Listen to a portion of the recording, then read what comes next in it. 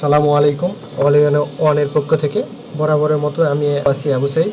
আমি আজকে আপনাদের দেখাবো কিভাবে আপনারা ডাইমেনশন স্টাইল সেটিংস করবেন, কিভাবে আপনারা অপশনের কিছু কাজ করবেন, কার্সার ছোট বড় করবেন, আপনারা কিভাবে মিড পয়েন্ট, ইন পয়েন্ট এগুলো শো করা যায় সেগুলো সম্পর্কে আমি আলোচনা করব। শুরু করা যাক। তো আমরা প্রথমে ডাইমেনশন স্টাইল আমরা কী ধরনের নেব সেটা ঠিক করব। সেক্ষেত্রে আমি একটা লাইন নেই আগে 20 ফিট ইন্টার, জেডিটারে ইন্টার। এই যে আমাদের লাইন আঁকাবাঁকা, যদিও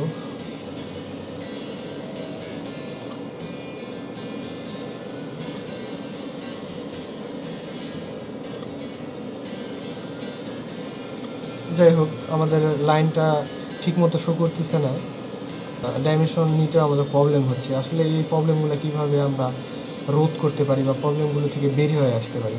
এখানে দেখেন যে আমরা 20 ফিট নিলাম, কিন্তু এখানে অন্য কিছু একটা শো করতেছে। তো এই যে আমাদের যে ডাইমেনশন বা আমরা কীভাবে নেব, এই স্টাইলটা করবো কী ধরনের, সেটা আমি দেখাবো।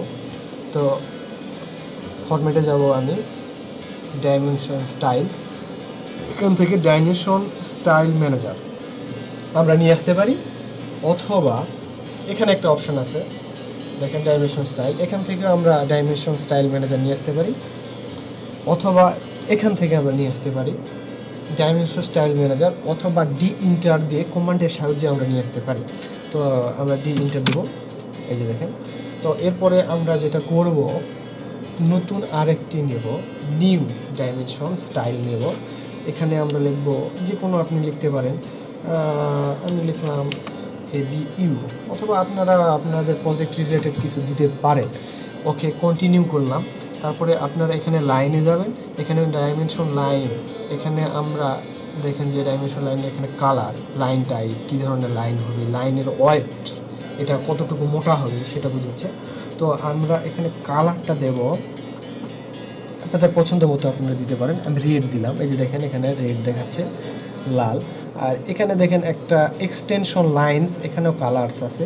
তো আমি কালারের এখানে দেব ইয়েলো, দেখেন এই যে এখানে ইয়েলো শো করতেছে। অথবা আমি যদি সেম দিই তাহলেও হবে, এখানে রেড দেখাচ্ছে দেখেন। তাহলে এই মোটামুটি আমরা দিয়ে নিলাম। আচ্ছা, আমি সাইন দিলাম।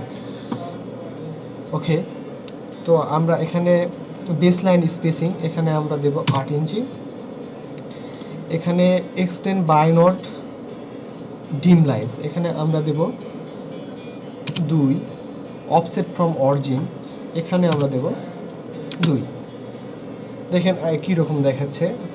তো এরকম দেখাবে। পুরোপুরি আমরা যখন কমপ্লিট করব তখন আমাদের অ্যাকুরেট আসবে। এখন আমাদের সেটিংস কমপ্লিট হয় নাই। তো এখানে সিম্বলে যাব, আমরা সিম্বলে যাই, এখানে অ্যারো করা আছে, এইভাবে অ্যারো সিস্টেমেও দেখানো যায়, অথবা আপনারা যদি ডট সিস্টেমে দেখাতে চান এইরকম ডট, অথবা এইরকম, আপনাদের যেটা ইচ্ছা আপনারা আপনাদের পছন্দ মতো দিতে পারেন। তবে আমি এইটা দেবো,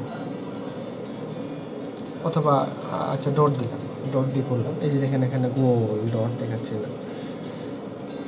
ওকে, তারপরে আমি যাব টেক্সে, সরি এখানে আমাদের অ্যারো সাইজটা দেওয়া হয়নি, এখন অ্যারো সাইজটা দেবো। অ্যারো সাইজ আপনারা 2, 3, 4, তো আমি 3 দিব, 2, 3, 4 যে কোনো একটা দিলেই হবে। আমি 3 দিলাম, 3 ইঞ্চি। দেখি কীরকম দেখাচ্ছে। আমরা এখন টেক্সে যাব, টেক্সট কালার আমরা যে কোনো একটা দিতে পারি আমাদের পছন্দ মতো। তো আমি নীল, ব্লু। এখানে ফিল কালার কিছু দেবো না, আমরা কোনো কিছু দ্বারা ফিল করবো না। এখানে আমরা টেক্সট সাইড আছে, দেখেন টেক্সট সাইড আমরা দেবো 10, 12, আপনারা ইচ্ছা মতো দিতে পারেন, অথবা ছোট বড় প্রজেক্ট অনুসারে আপনারা এই টেক্সট সাইডটা দিতে পারেন, আপনাদের যেটা প্রয়োজন। তো আমি 10 ইউজ করব, 10 ইঞ্চি। এখানে আইসো স্ট্যান্ডার্ড, এখানে টেক্সট এলিমেন্ট এইগুলা আসলে হরিজন্টালি দেখাবে না ভার্টিক্যালি দেখাবে, না আসলে কী ধরনের আমাদের টেক্সটগুলো শো করাবো সেটা এখানে দেখাচ্ছে টেক্সট এলিমেন্ট।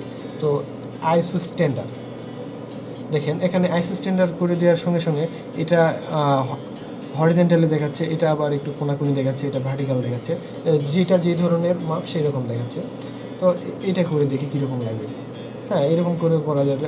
অথবা আপনি শুধু হরিজন্টাল দিলে যত টেক্সটের লাইনগুলো আছে সব হরিজন্টালে দেখেন। তো আমি আইএসও স্ট্যান্ডার্ড করব, স্ট্যান্ডার্ড।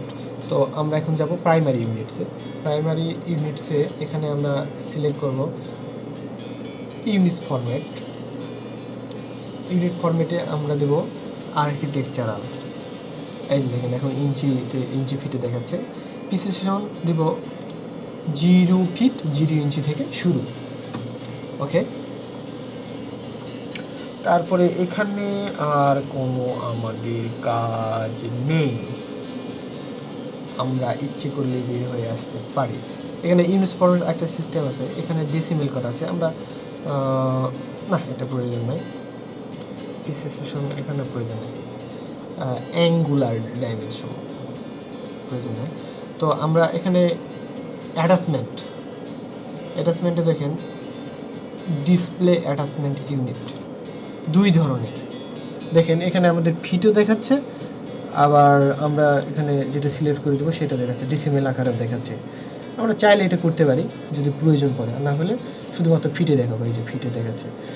আর যদি চাই যে না আমাদের ফিটেও দেখাতে হবে, ডেসিমেলও দেখাতে হবে, তাহলে 2টা ইউনিটস আমরা সেট আপ করে দিতে পারি। এখানে ক্লিক করলে ওইটাও নিয়ে নেবে। ওকে, আমরা ক্লিক করবো না, আমরা শুধু ফিটে দেখাবো। এই যে দেখেন ফিটে। তো ওকে, আমরা সেট কারেন্ট করে দেব, তারপরে বের হয়ে আসবো। এখন আমরা পরের যে অপশানে যাব সেটা হলো অবজেক্ট স্ন্যাপ। এখানে নিচে আছে দেখেন, এখানে ডান বাটনে ক্লিক করে আমরা সেটিংসে যদি যাই, দেখেন অবজেক্ট স্ন্যাপ। এখান থেকে আমরা করতে পারি, অথবা ওএস অ্যাপে করতে পারি, ওএস কমান্ডের মাধ্যমে করতে পারি। তো ওএস চাপবো, ওএস ইন্টার দেব, তারপরে সিলেক্ট করব অল সিলেক্ট। অবশ্যই সবগুলোতে ক্লিক থাকতে হবে। এখানে ডিসপ্লেতে যতগুলো অপশন আছে সবগুলোতে ক্লিক থাকতে হবে। তো হ্যাঁ, আমি সবগুলো ক্লিকে করলাম। এখন আমরা আরেকটি অপশানে যাব, সেটা হলো অপশান। এখান থেকে আমরা স্ক্রিনের উপর ডান বাটনে ক্লিক করে অপশানে যেতে পারি, অথবা আমরা টুলস থেকে অপশানে যেতে পারি। টুলস অপশানে যাব। এখান থেকে আমরা ডিসপ্লে সেটিংস করব, কার্সার সাইজ। তো কার্সার সাইজ আমরা কম বেশি করতে পারি। আমাদের যে কার্সার সাইজ আছে সেটা আমরা কম বেশি করে নিতে পারি। তো কার্সার সাইজ দিলাম, দেখেন এখন কার্সার সাইজটা বড় হয়ে গেছে অনেক। এর চেয়ে বড় করাও যায়, আমরা একটু বাড়াই দিই আরও। দেখেন কার্সার আরও বড় হয়ে গেছে। তো এই গেল কার্সার সাইজ।